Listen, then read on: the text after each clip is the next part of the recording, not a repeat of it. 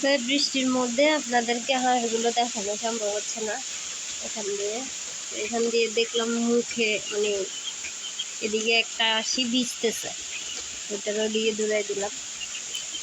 তো আমার এই যে বেলকনি বাগান, বারান্দা বাগান, এটা হচ্ছে মরিচ, ওইটা হচ্ছে বেগুন, এটা হচ্ছে করলা, ওখানে একটা করলা আছে, আর এটা হচ্ছে ফ্লাওয়ার ফুল গাছ, আর এটার সাথে একটা ড্রাগন আছে আর একটা ফুল আছে, ওইটা টমেটো, আর ওখানে অ্যালোভেরা, লাল শাক, ওখানে একটা মরিচ গাছ আছে, লাল শাকও আছে, এটাও মরিচ গাছ, এই যে এটাও মরিচ গাছ, এটা হচ্ছে কালো আর এটা হচ্ছে সাদা।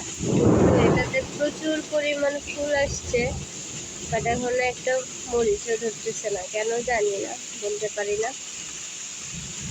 তো এই কারো যদি কোনো সাজেশন জানা থাকে অবশ্যই আমাকে একটু কমেন্টে বলে দিবেন, ঠিক আছে। আর ওইদিকে একটা মরিচ গাছ আছে, আর ওগুলো তো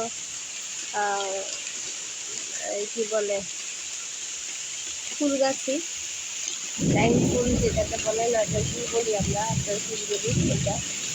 আর এই তো ওইদিকে হাবি জাবি মরিচ গাছ দুটো ছিল, ওগুলো আমার মুরগিতে খেয়ে ফেলছে, ঠিক আছে।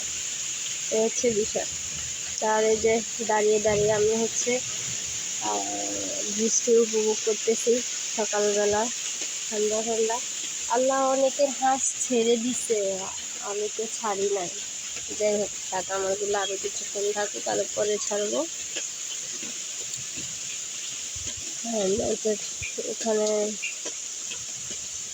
ঠান্ডা লেগে যেতে পারে, যদিও হাঁসের ঠান্ডার পরিমাণটা চান্স কম, তারপরেও তো বলা যায় না, ঠান্ডা ঠান্ডা মারতে পারে, তাই না। এই যে ঠান্ডা মারতেছে।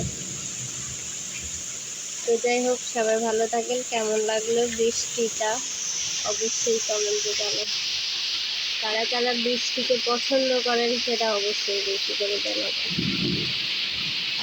আমার বৃষ্টি পছন্দ, আবার অপছন্দ।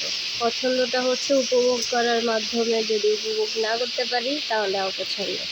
এটাই হচ্ছে আমার কথা। ভালো থাকবেন। আসসালামু আলাইকুম।